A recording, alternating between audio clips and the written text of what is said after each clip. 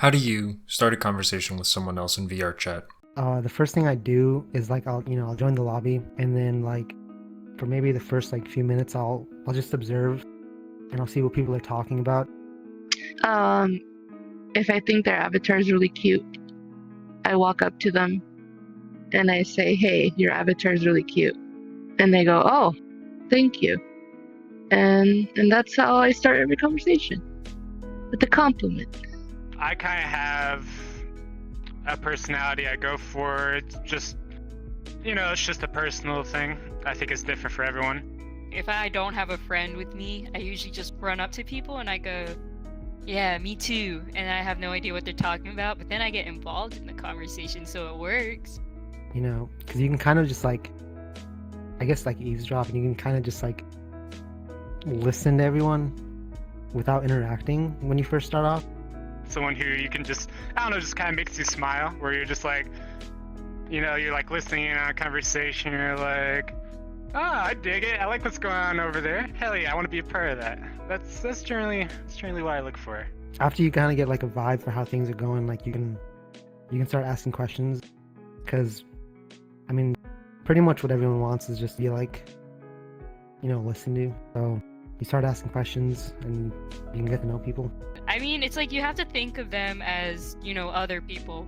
Like, they're on VR chat mainly to have social interactions if they're talking with other people, because they would do a private world if they didn't want to talk with others. So then you just kind of get to run up and be like, oh yeah, I'm a lonely person looking to talk to other lonely people.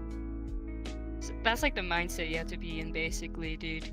So once I find someone that I find interesting or am enjoying the conversation with, I will actually ask them a very specific question of, what is your lore? And then I'll summon this little book called my lore compendium. And that's just kind of like a roleplay thing. It's whatever. They're like, what do you mean lore? And I mean, what's your life story? Who are you? Give me a summary of the life of Sazzle. And then they'll be like, no. And I'll be like, okay. Well, then how about I ask you just a few questions? And they'll be like, okay, sure. If you could give people with social anxiety one piece of advice, what would it be? I think that we're all terrified and scared of how people will perceive us. I would say that the biggest piece of advice is you can't be afraid to fail. Like, I know when I first started in VR chat, I couldn't talk to a lot of people. And even one of the first times that I talked like in a group, like I was really nervous to like say something. The other people are usually just as anxious or scared as you are about talking to you. We're not made just to solely judge other people, especially when you try interacting with them. Honestly, I think people would enjoy having another person talk to them, because it sort of gives them a sense of recognition. I'm probably the right person to ask about it. Like, I was homeschooled growing up, and I was pretty sheltered. So I didn't really have that much social experience. And that's actually been one thing that VRChat has like immensely helped with me. We're all freaking out. Just go for it. Just go for it. That's it. Got nothing to lose.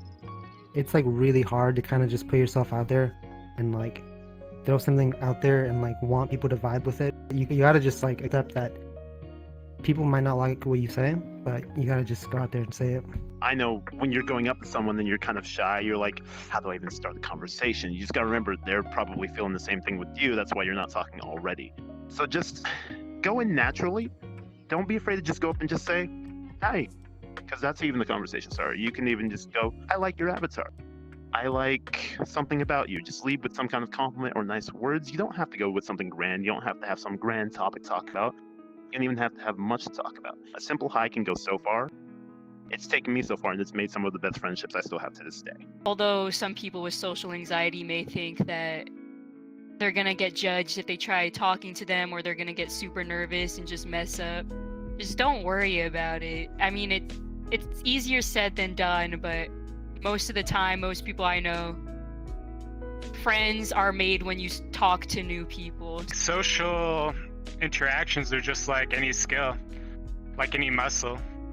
You have to grow it. You have to develop it. And you're going to start most people are going to start down here. So you don't just start up here. You go through some pretty not gonna lie, some cringy stuff sometimes. Sometimes you fail, sometimes there's awkward silence where you just kind of want to just go dig yourself in the hole. If there's like an awkward space, then you probably need to work on something, but you'll get there. Even now, like, I'm still failing. Honestly, I kind of look forward to it now. If I feel like I'm awkward somehow, it just means like I have more room to grow. Tell me what your favorite video game is, and why.